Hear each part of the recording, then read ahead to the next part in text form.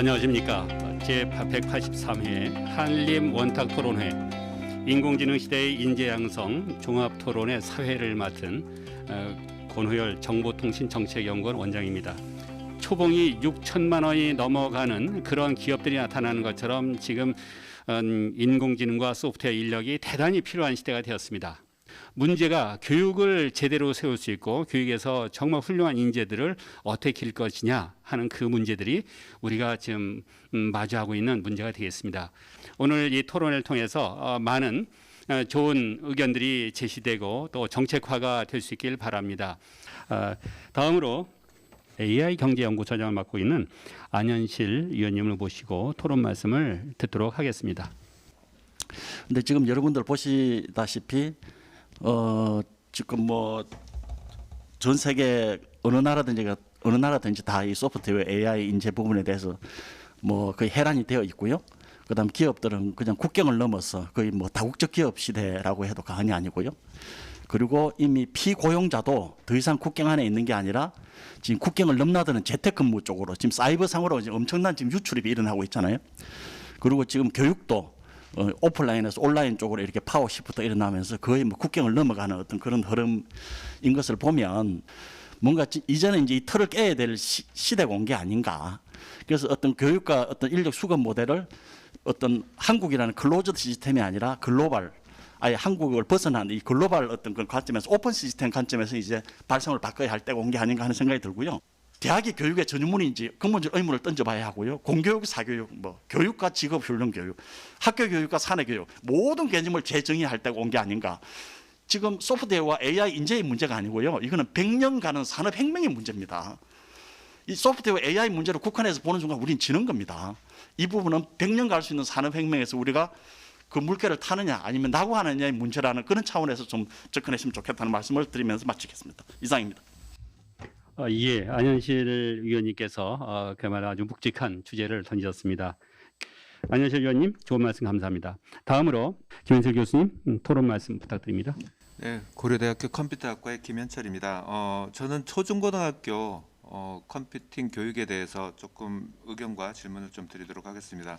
대학에서의 컴퓨팅 교육의 목적과 초중고등학교에서의 컴퓨팅 교육의 목적은 다릅니다.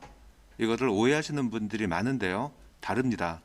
초중고등학교 교육, 특히 초1에서 고1까지의 국민 공통교육 과정에서의 목적은 기본 역량 교육입니다. 기본 소양과 역량 교육이에요. 어떤 특정한 직업을 염두에 둔 기술 교육이 되지 않습니다.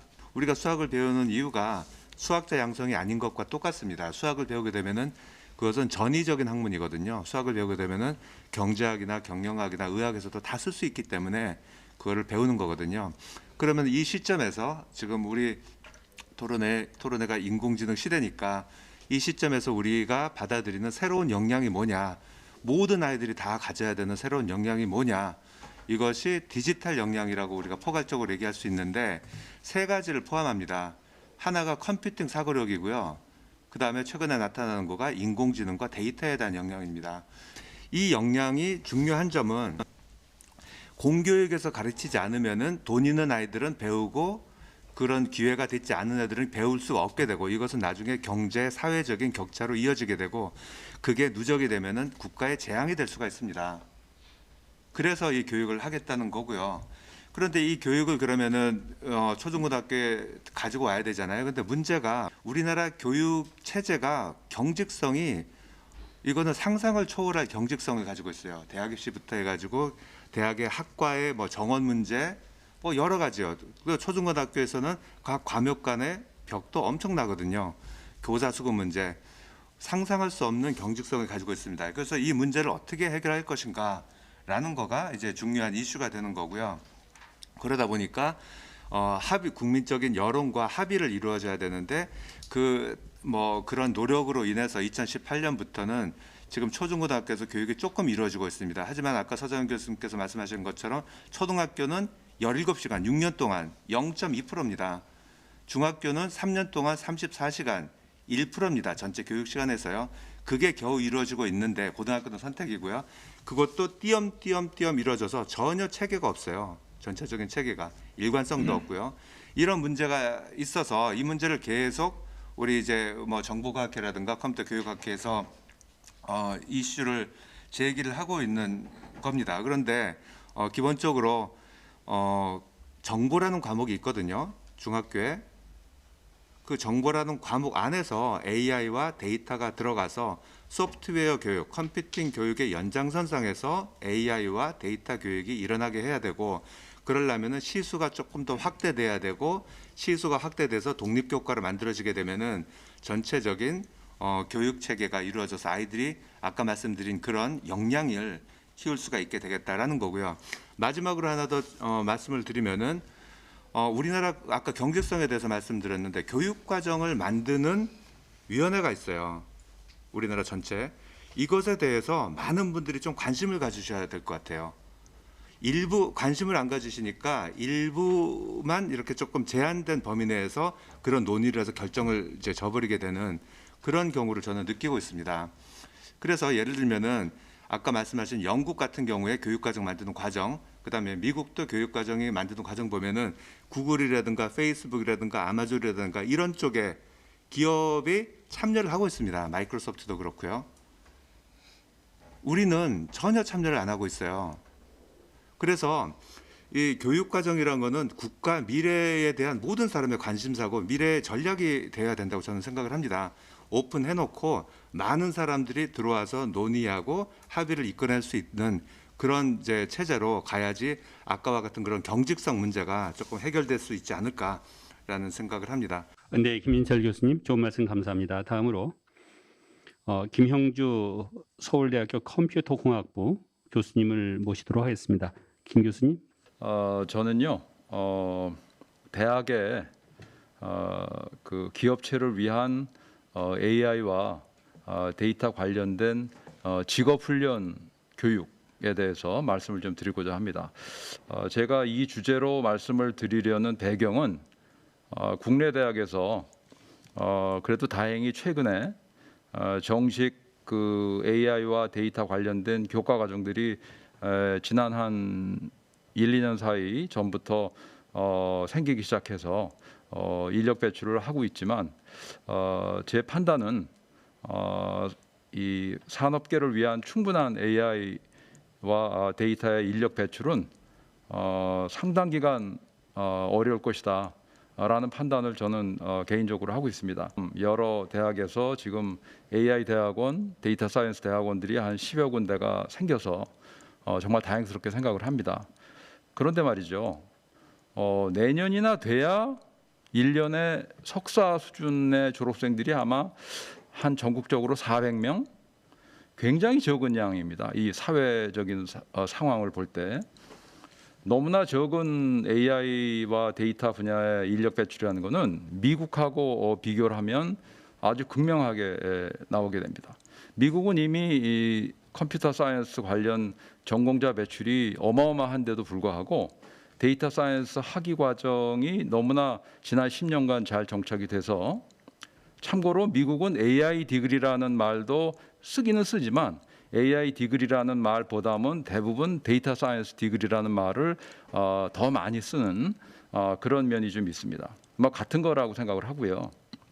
지금 이렇게 제가 말씀드린 것처럼 국내 대학과 미국을 비교해 보면 저희의 정규 교과 과정들이 AI 데이터 분야에 많이 생기고는 있지만 기업체의 수요를 만족시키기에는 터무니없이 부족하다는 말씀을 드리고요. 온라인 교육 플랫폼이나 또는 뭐 플립드 러닝이나 이런 여러 발전된 교육 기법들을 잘 이용해서 부담도 줄이면서 기업의 이 어려운 이 인력 수급 환경을 해결하는데 대학이 적극적으로 나서야 될 때가 지금이 아닌가 이렇게 생각합니다. 감사합니다. 과학기술정보통신부 김정삼 소프트웨어 정책관님을 모시겠습니다. 김정삼 국장님.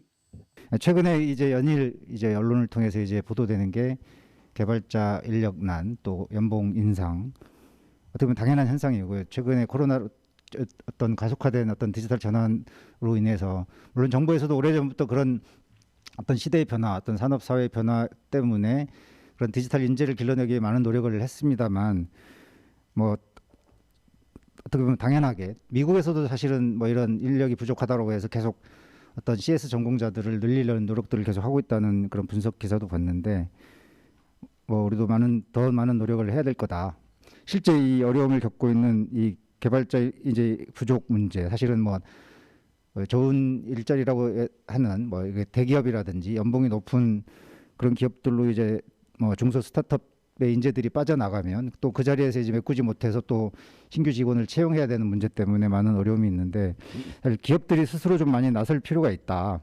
기업들이 뭐 일부 언론에 보면 최근에 하도 이제 인력난이 있기 때문에 많은 기업들이 직접 어떤 아카데미나 또는 신규 개발자를 채용해서 교육도 시키고 한다는 노력들을 하고 있는데 뭐 이제 뭐 이런 민간 기업들의 노력, 그러니까 어떤 전문 기업과 수요 기업을 어떻게 매칭을 시켜준다든지 또는 이제 아주 어떤 세부적인 내용의 어떤 개발자가 필요한 기업들끼리 모여서 공동의 커리큘럼을 운영한다든지 뭐 그런 데는 협회라든지 이런 데들이 많은 역할을 좀 한다든지 하는 얘기들이 좀 있을 수 있고 뭐 그 외에도 여러 가지 강사 양성이라든지 또는 이제 이런 교육을 시킬 때 필요한 것들이 이제 LMS라고 해서 러닝 매니지먼트 시스템들이 많이 필요한데 이제 이런 것들도 좀 개발되면 그 개개인의 어떤 교육 데이터들이 이제 쌓이고 앞으로 어떤 교육 콘텐츠를 개발해야 이제 개발자들을 어떤 효율적으로 양성할 수 있는지만은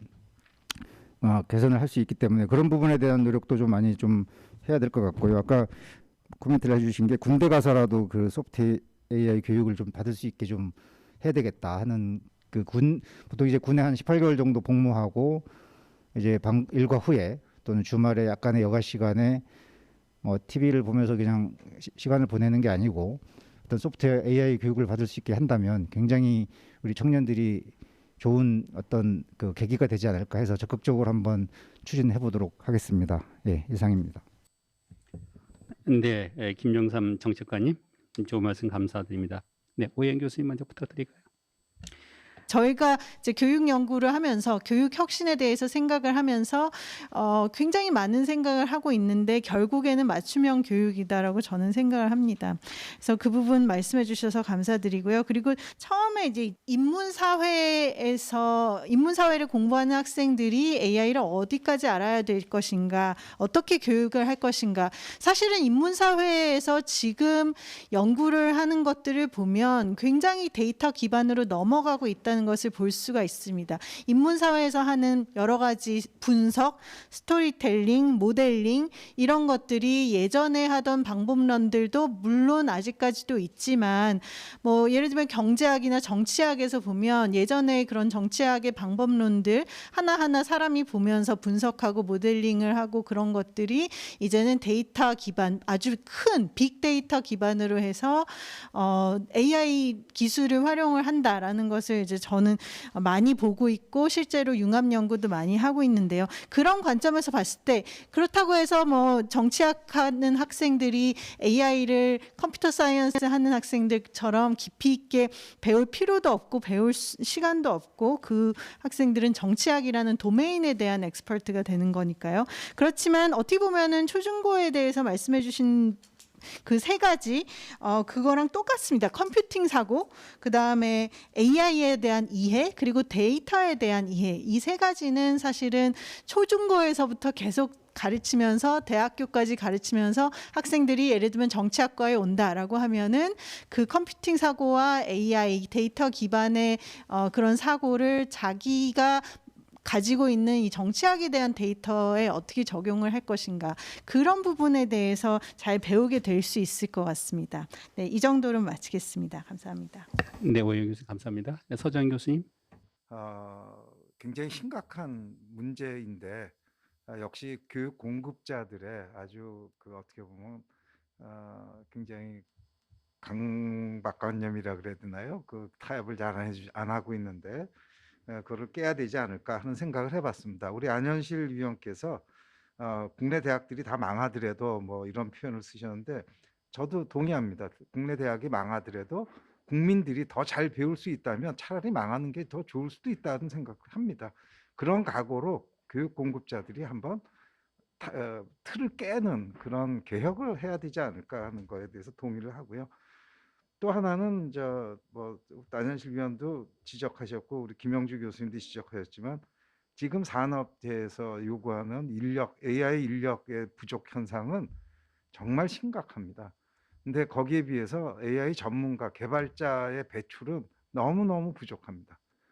저도 인공지능 하는 사람이지만 옛날에 룰 기반할 때는 박사급이 아니면 개발을 못했어요. 근데 지금은 이제 석사급은 돼야지 AI 개발자라 소리를 할 수 있을 것 같습니다.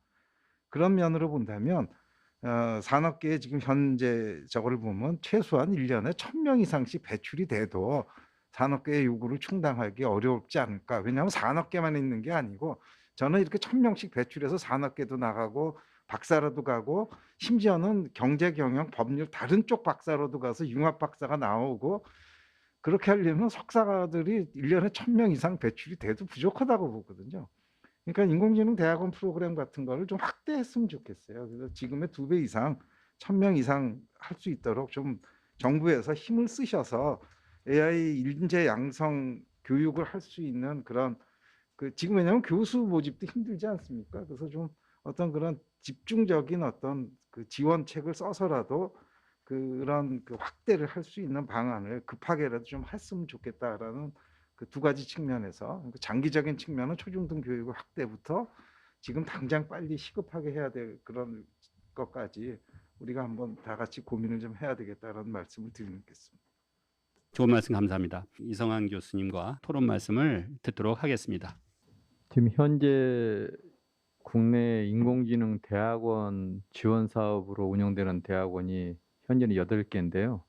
이번에 4월에 아마 2개가 추가로 선발이 될 예정입니다. 그러면 10개 대학원이 인공지능 대학원 지원을 받게 되고요. 4개는 이제 융합연구센터라서 사업 기간도 짧고 성격도 약간 다르기 때문에 장기적인 대학원 지원 사업이라 보기는 어렵지만 일단 10개라고 했을 때 예를 들어서 2, 3년 후부터는 1년에 한 몇백 명 정도 수준, 장기적으로 본다고 하더라도 500명 내외의 대학원생이 배출된다고 예상할 수밖에 없을 겁니다. 근데 해외 중국이나 유럽이나 이제 그런 미국은 차치하고라도 그런 경쟁 국가들과 비교하더라도 1년에 500명의 인력이 배출된다는 건 사실 턱없이 부족한 실정입니다. 국내 산업이나 수요 산업체에서 요구를 따져보면. 따라서 제 개인적인 생각으로는 분명 이런 인공지능 분야의 석박사 고급 인력 배출은 더 확대돼야 되고 지원이 돼야 된다고 생각합니다. 이상입니다. 우리 이 토론에 참여해 주시고 좋은 질문도 주신 모든 분들께 감사를 드립니다. 제183회 한림 원탁 토론회 폐회를 하도록 하겠습니다.